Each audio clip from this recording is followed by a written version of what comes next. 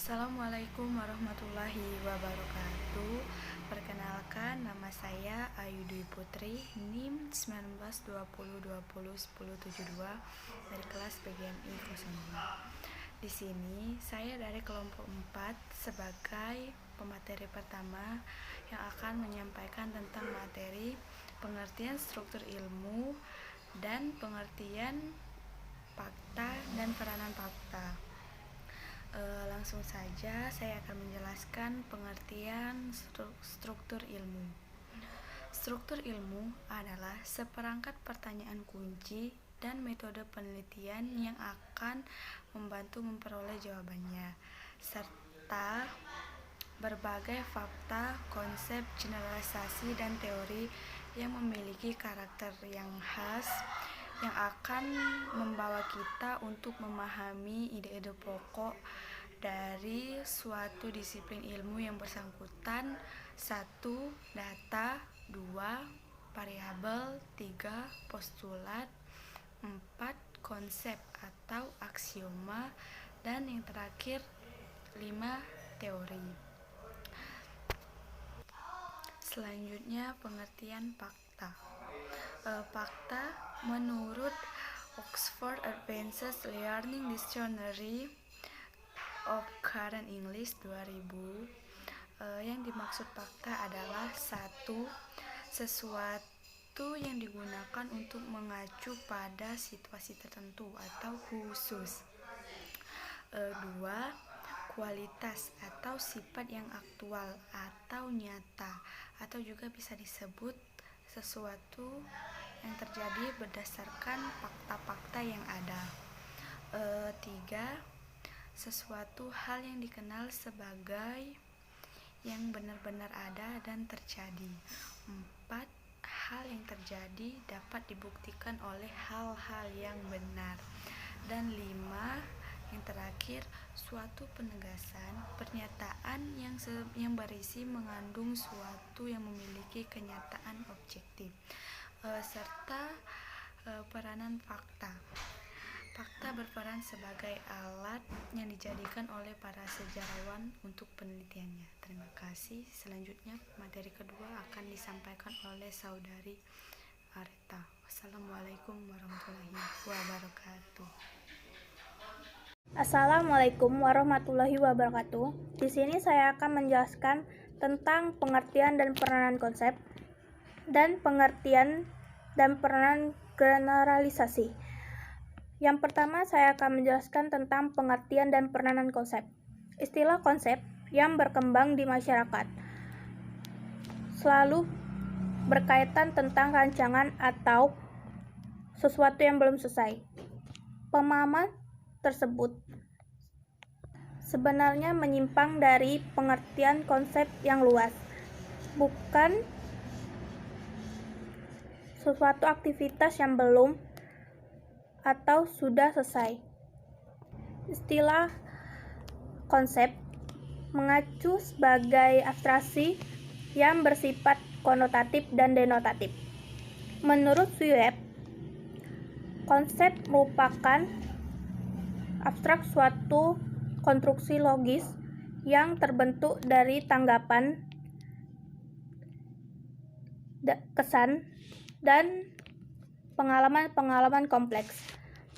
Sedangkan menurut James Eubank, konsep adalah suatu kata abstrak atau fase yang bermanfaat untuk mengklasifikasikan atau menggolongkan suatu kelompok, berbagai hal, gagasan, atau peristiwa. Jadi, pengertian konsep merujuk pada suatu abstraksi penggambaran dari suatu yang konkret maupun abstrak. Dapat membentuk pengertian atau definisi ataupun gambaran mental, atribut esensial dan dari suatu kategori yang memiliki ciri-ciri esensial yang relatif sama. Frankel membagi jenis-jenis konsep menjadi 6 bagian, yaitu konsep konjungtif, konsep disjungtif, konsep relasional, konsep deskriptif, konsep valuatif, dan konsep campuran antara konsep deskriptif dan konsep valuatif. Penerapan konsep menurut Frankl yaitu 1. Konsep itu berguna untuk melakukan efisiensi dan efektivitas bagi manusia. Yang kedua, konsep berfungsi untuk memudahkan kita dalam memecahkan masalah. Yang ketiga, konsep berguna untuk menjelaskan sesuatu yang dianggap rumit atau memerlukan penjelasan yang lebih panjang dan rinci. 4. Konsep berguna untuk mengkonseptualisasikan suatu secara cermat melalui simbol-simbol.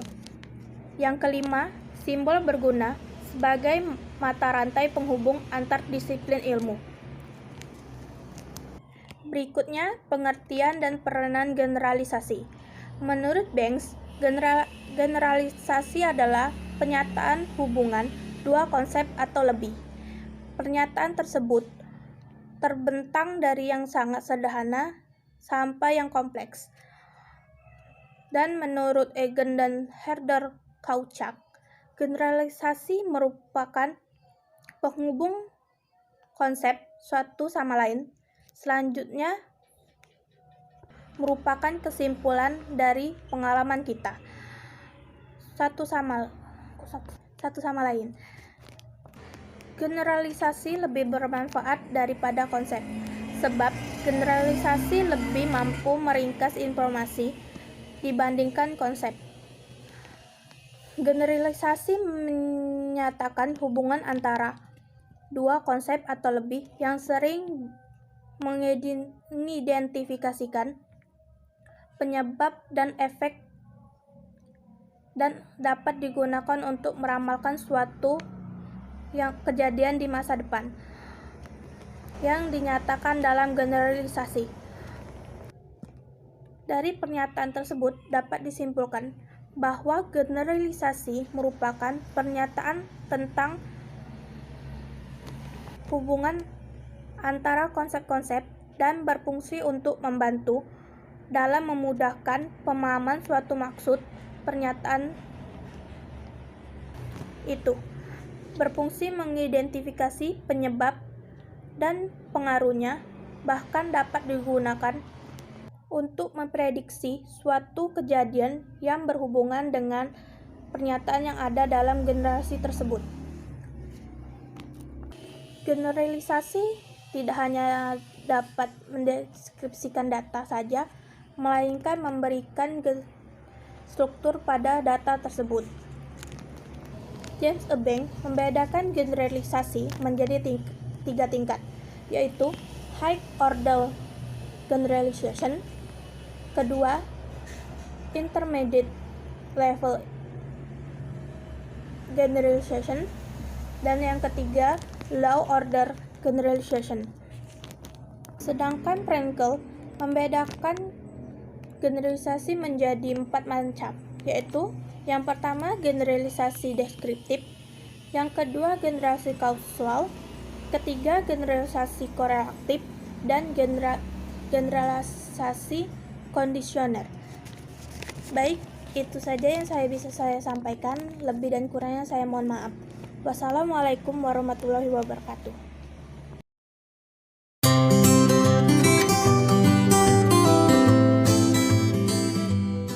Warahmatullahi wabarakatuh. Perkenalkan, nama saya Baba Isalkaf dengan NIM 1920201071. Saya berasal dari Universitas Islam Negeri Raden Fatah Palembang, Fakultas Ilmu Tarbiyah dan Keguruan, jurusan Pendidikan Guru Madrasah Ibtidaiyah angkatan tahun 2019.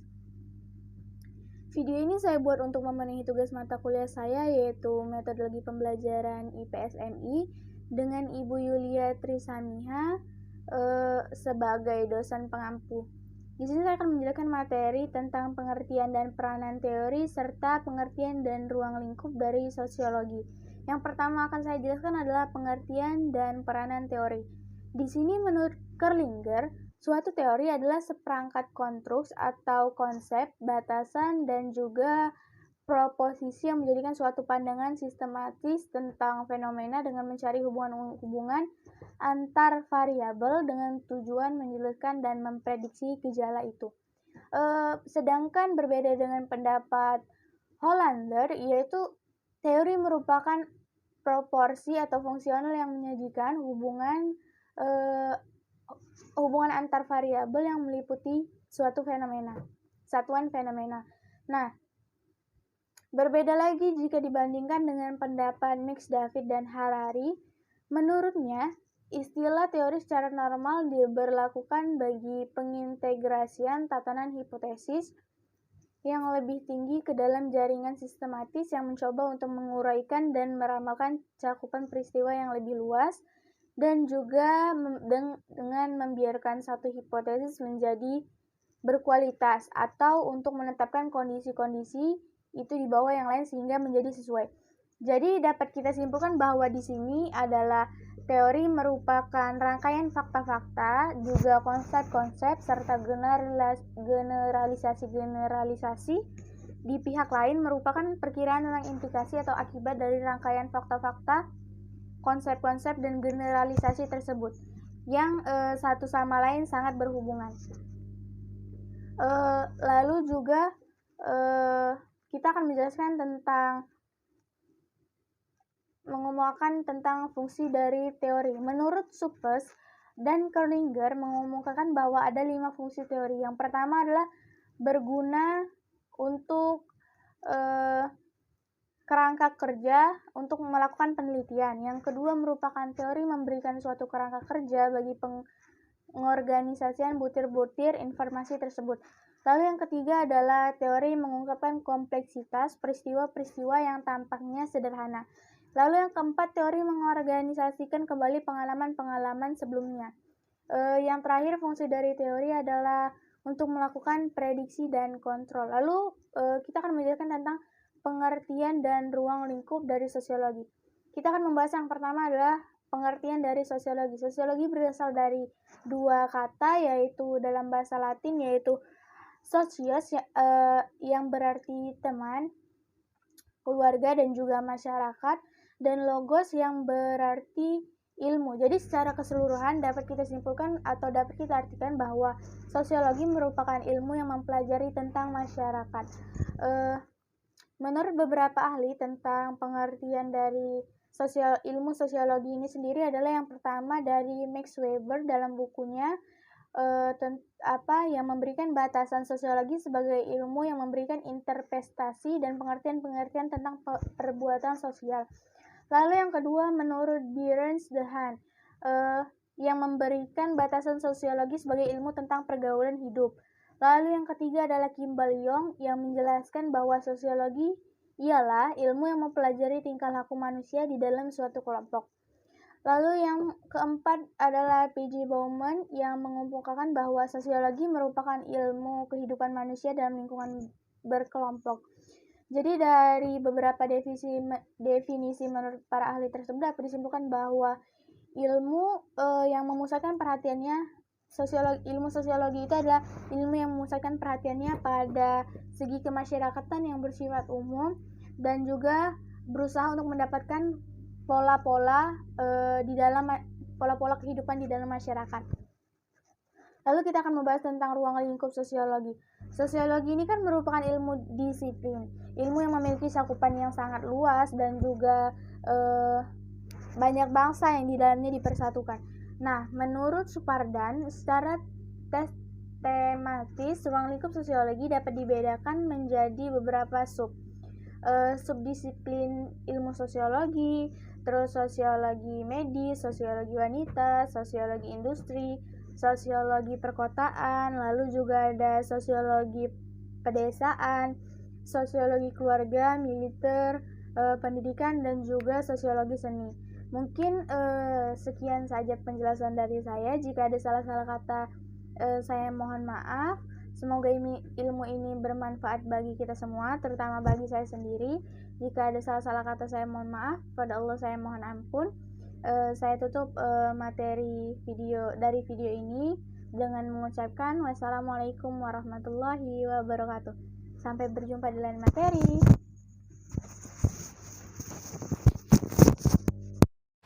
Assalamualaikum warahmatullahi wabarakatuh. Perkenalkan, nama saya Azhara Afrizika Dipabel dengan NIM 1920201069. Di sini saya dari kelas PGMI 02. Di sini saya akan menjelaskan materi saya tentang G, pengertian dan ruang lingkup antropologi, dan H, pengertian dan ruang lingkup geografi. Pertama, saya akan menjelaskan pengertian dan ruang lingkup antropologi. Antropologi adalah suatu studi ilmu yang mempelajari tentang manusia baik dari segi budaya, perilaku, keanekaragaman, dan lain sebagainya. Antropologi adalah istilah dari kata bahasa Yunani yang berasal dari kata anthropos dan logos. Anthropos berarti manusia dan logos memiliki arti cerita atau kata.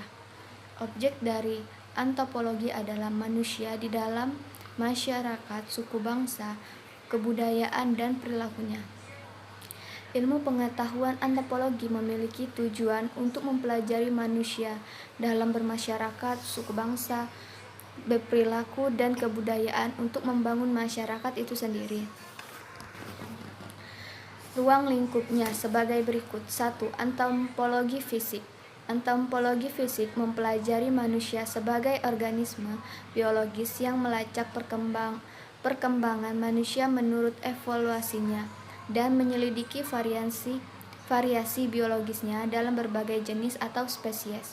Melalui aktivitas analisis yang mendalam, terdapat fosil-fosil dan pengamatan pada primata yang pernah hidup. Para ahli antropologi fisik berusaha melacak nenek moyang jenis manusia untuk mengetahui bagaimana, kapan, mengapa kita menjadi makhluk seperti sekarang ini. 2. Antropologi budaya. Antropologi budaya memfokuskan perhatiannya kepada kebudayaan manusia ataupun cara hidupnya dalam masyarakat. Menurut Haviland, cabang antropologi budaya ini dibagi-bagi lagi menjadi 3 bagian, yakni antropologi linguistik dan etnologistik dan antropologistik.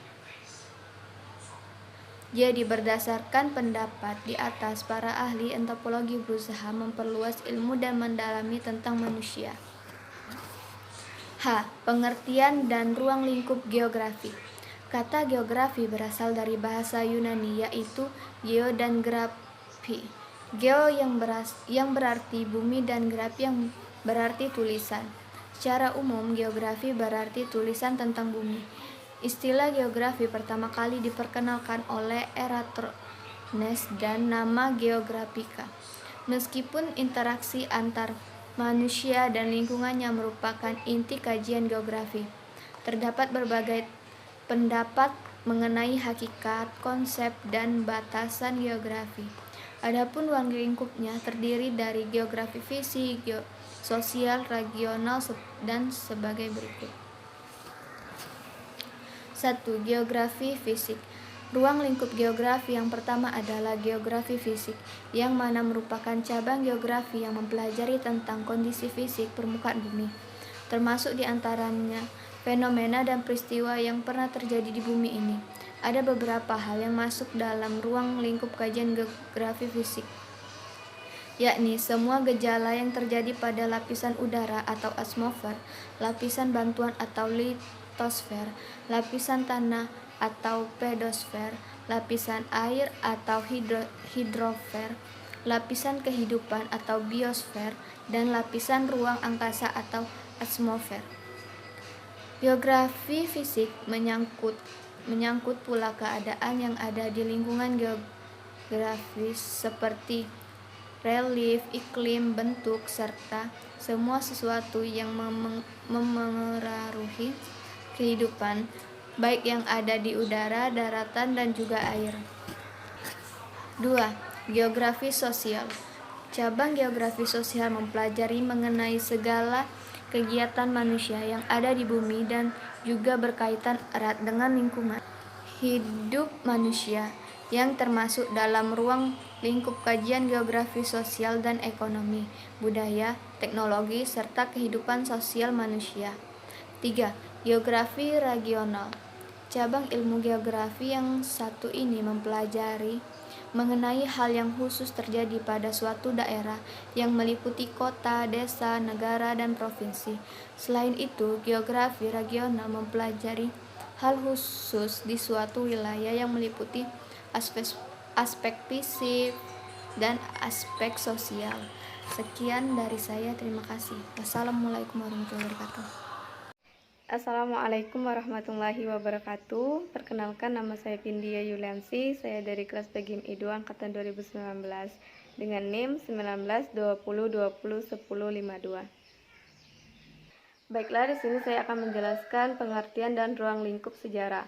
Secara umum, sejarah ini yang sering kita kenal dengan peristiwa yang terjadi pada masa lampau. Dan di dalam bahasa Arab, sejarah ini berasal dari kata sajarotun yang artinya pohon kehidupan. Dan di dalam bahasa Inggris, sejarah ini artinya adalah history atau cerita. Di dalam setiap sejarah tentunya terdapat unsur-unsur sejarah. Yang pertama ada manusia, yang kedua ada ruang, dan yang ketiga ada waktu. Dan adapun ruang lingkup dari sejarah ini terbagi menjadi 4. Yang pertama, sejarah sebagai peristiwa. Yang kedua, sejarah sebagai ilmu. Yang ketiga, sejarah sebagai kisah. Dan yang keempat, sejarah sebagai seni. Selanjutnya saya akan menjelaskan yang pertama, yaitu sejarah sebagai peristiwa. Sejarah sebagai peristiwa ini adalah suatu kejadian yang benar-benar terjadi. Contohnya seperti berdirinya PBB atau Perserikatan Bangsa-Bangsa dan terbentuknya Negara Kesatuan Republik Indonesia yang sering kita kenal dengan Hari Kemerdekaan yang bertepatan pada 17 Agustus 1945. Inilah yang termasuk dari salah satu contoh sejarah sebagai peristiwa. Yang kedua yaitu sejarah sebagai ilmu. Sejarah sebagai ilmu ini adalah suatu penelitian yang bertujuan untuk membuktikan kebenaran dari peristiwa tersebut yang dikembangkan secara objektif. Biasanya objek dari pengembangan tersebut melalui prasasti, fosil, dan tugu yang ditemukan pada peristiwa tersebut. Yang ketiga adalah peristiwa sebagai kisah. Peristiwa sebagai kisah ini berisikan rangkaian cerita atau kisah yang dikembangkan dalam bentuk narasi. Nah, dalam pengembangan cerita ini tentunya dikembangkan berdasarkan ingatan dan tafsiran dari terjadinya peristiwa tersebut. Contohnya seperti cerita Wali Songong dan narasi berupa terbentuknya ASEAN. Yang ditulis dan dikisahkan sesuai dengan fakta, tetapi di dalam penulisan tersebut bersifat seni. Bersifat seni yang dimaksud dalam hal ini adalah suatu penulisan yang melibatkan emosi, imajinasi, dan gaya bahasa dari penulis tersebut.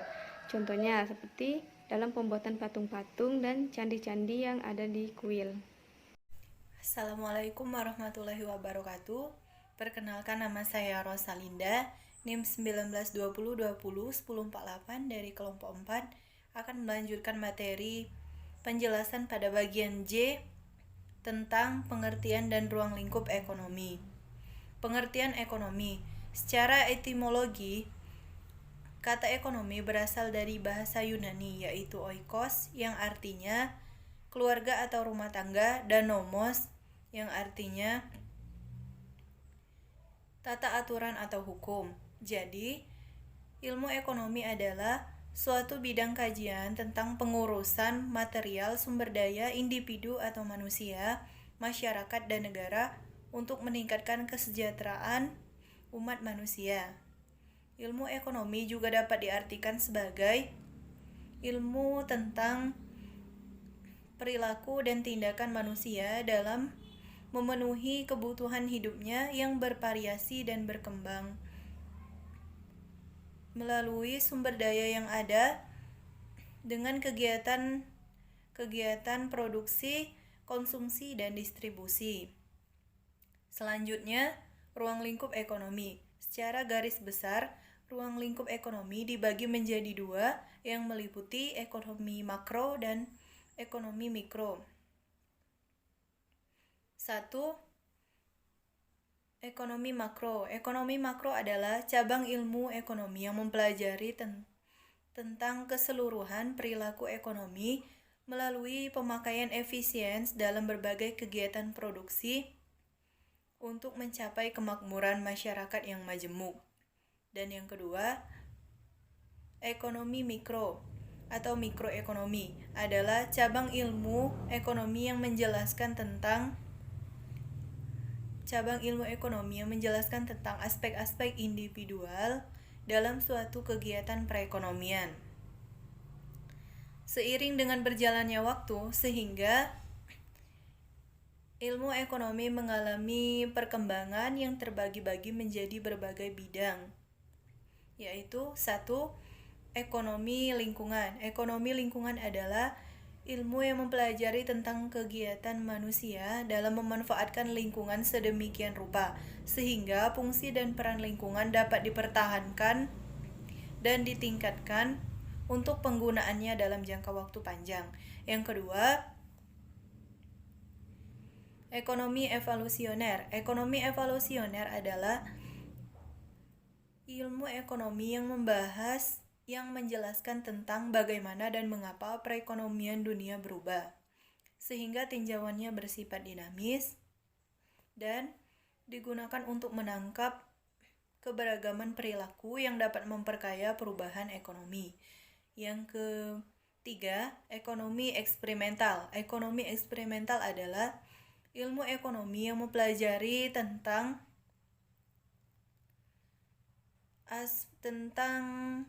ilmu ekonomi yang pada mulanya hasil dari pilihan perilaku individu, terutama ketika ekonom memusatkan perhatiannya pada teori mikroekonomi. Yang keempat, ekonomi kesehatan. Ekonomi kesehatan adalah ilmu ekonomi yang mempelajari tentang melakukan analisis dalam perawatan dan kesehatan seperti pembelanjaan dan tenaga kerja, serta memperkirakan hasil akhir yang diinginkan, yakni kesehatan masyarakat. Yang kelima, ekonomi institusional. Ekonomi institusional adalah ilmu ekonomi yang membahas tentang sistem sosial dalam penggunaan dan pertukaran sumber daya langka, serta menjelaskan berbagai bentuk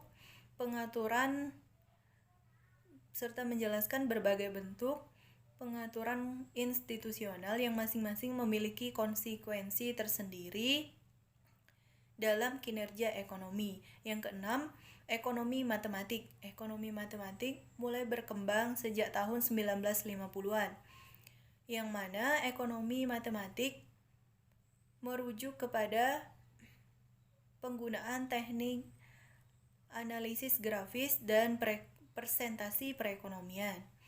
Yang ketujuh, ekonomi sumber daya alam. Ekonomi sumber daya alam adalah cabang ilmu ekonomi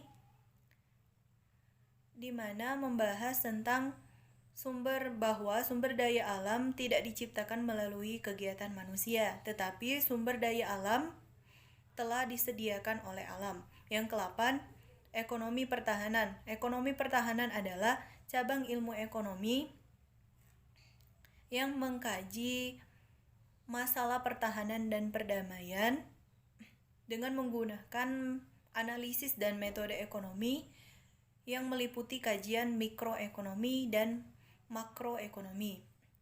Yang ke-9, ekonomi kesejahteraan. Ekonomi kesejahteraan adalah ilmu ekonomi yang membahas tentang bagaimana melakukan sesuatu dengan cara yang terbaik dan optimal dengan penggunaan sumber-sumber yang terbatas